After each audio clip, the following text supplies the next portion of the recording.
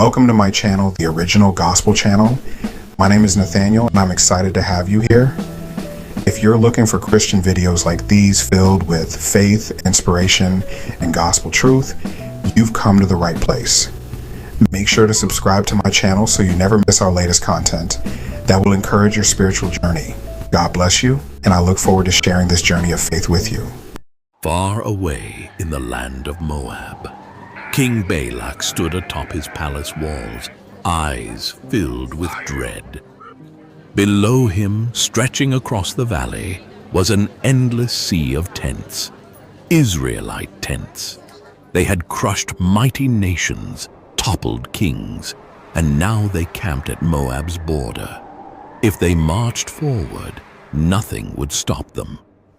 Moab's warriors were strong, but against these people, against a nation whose God had split the sea and shattered Egypt, no sword, no army could stand, unless he found a way to turn their God against them. Balak sent messengers riding hard through the deserts. They carried riches, silver, gold, royal gifts. Their mission? To find a man feared across nations, a prophet named Balaam. For it was said that whomever Balaam blessed was lifted high, and whomever he cursed was brought to ruin. Night had fallen when Balaam stepped outside, torchlight flickering against his weathered face. Before him, the messengers of Moab stood with arms full of gold and silver, their voices smooth as silk. King Balak offers you great riches, Balaam. Come and curse Israel for him, and he will reward you beyond measure. Balaam replied to them, I can only speak what the Lord commands. Stay here tonight, and in the morning I will tell you what God wants. That night, as Balaam lay in his home, the presence of God filled the air. The voice of the Lord spoke. Do not go with them. You shall not curse these people, for they are blessed. The answer was clear. The next morning he stood before the messengers and said, Go back to your king. The Lord has refused to let me go. The messengers returned to King Balak with Balaam's refusal, but he was not a man who accepted defeat. He sent more officials, greater in rank, richer in gifts. This was no mere request anymore. It was a summons from a king. The messengers arrived and urged, Let nothing keep you from coming to me. The king will reward you greatly. Name your price, and it shall be yours. Balaam answered, even if Balak gave and pulled the reins. Move, he snapped. But the animal refused, because it saw what Balaam could not. Before them, unseen to human eyes, a warrior stood, a being not of this world, a towering angel. Balaam struck the donkey once, twice, and again. Move, you stubborn beast, he shouted, ready to strike again. Then, as he was ready to strike again, the donkey suddenly spoke. What have I done to you that you have struck me 3 times? The words froze Balaam mid-swing, but instead of recoiling in shock, he answered without thinking. Because you have made a fool of me, Balaam snapped. If I had a sword, I would kill you. The donkey's voice remained calm. Have I ever done this to you before? Balaam hesitated. No, never. Then Balaam's eyes were opened, and before him stood the angel of the Lord, sword drawn, radiating a fearsome presence that made the earth itself tremble. He fell to his knees, his heart pounding in terror. The angel spoke to him. Why have you beaten your donkey 3 times? I stood in your way because your path is reckless before me. If your donkey had not turned aside, I would have struck you down and spared her. Balaam bowed lower. I have sinned. If my path displeases you, I will turn back. But the angel's gaze did not soften. Go, but you will speak only the words I give you. Balaam rose slowly, his limbs shaking and his pride shattered. The road to Moab stretched ahead, but now he understood. Balaam arrived in Moab. Before him stood the city gates, flanked by towering banners bearing the sigil of King Balak. Then a royal procession emerged, a line of chariots and warriors escorting the king himself. Balak stepped forward. "At last you have come! Did you not believe my messengers? I can make you wealthier than any man alive." But Balaam's eyes were distant, his thoughts still heavy with the weight of his divine encounter. "I have come, but understand this, O king.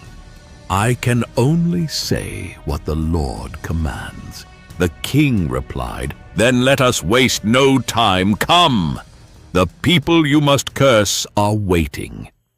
As night fell, Balak led Balaam to a high place, Bamoth Baal, a sacred hill overlooking the vast Israelite camp below.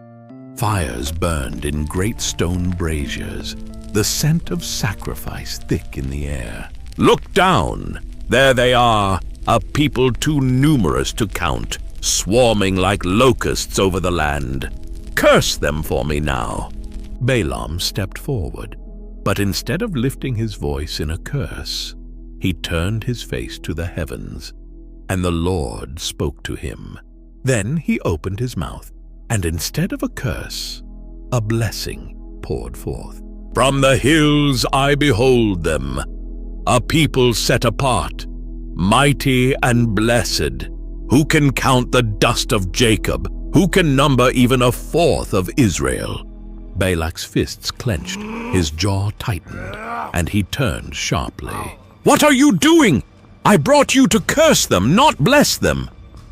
Balaam's voice did not waver. "Must I not speak what the Lord commands?" The king's face darkened. "Come! We will try again. Another place and another chance. Perhaps there God will permit a curse." But Balaam already knew the answer. The Lord had spoken, and no man, not even a king, could change it. Balak led Balaam to another high place, Pisgah, where ancient altars stood against the starlit sky. The priests prepared 7 more sacrifices. With his voice taut with expectation, the king said, "Perhaps here the Lord will let you curse them." Balaam stood before the offerings, eyes closed, waiting. And once again, when he opened his mouth, a blessing came forth. "God is not a man, that he should lie. Behold, I have received a command to bless, and he has blessed. I cannot change it." Balak's face twisted in fury, his hands balling into fists. "Enough of this nonsense! If you will not curse them, then at least do not bless them." Balak's patience was gone. He seized Balaam's arm, dragging him to yet another place, Peor, overlooking the wilderness. It was his last hope. "Surely here you can curse them," Balak insisted, his voice a mixture of desperation and command. Once again Balaam prepared the altars, but this time he did not seek omens as before. Instead, he fixed his eyes upon the wilderness, and as he gazed upon Israel, the Spirit of God came upon him. "How lovely are your tents, O Jacob, your dwellings, O Israel, like valleys stretched out, like gardens beside a river. The Lord himself is with them." Balak staggered back, his mouth opening, closing. No words would come. His rage could no longer be contained. He turned on Balaam, his voice a growl of betrayal. "Enough! I called you to curse my enemies, and 3 times you have blessed them. Leave! I would have made you rich, but the Lord has kept you from my rewards." Balaam did not flinch. "I told you, I cannot go beyond the word of the Lord."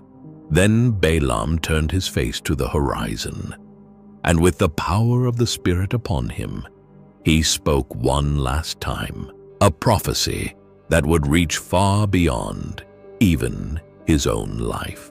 "I see him, but not here and now. I perceive him, but far in the distant future. A star will rise from Jacob, a scepter. Hey everyone! Thank you so much for watching today's video. I really hope you enjoyed it and found it helpful. If you did enjoy this content, don't forget to hit that subscribe button and ring the notification bell. It really helps the channel grow and means the world to me. Check out these other videos you might love. Thanks again for being part of this amazing community. See you in the next video.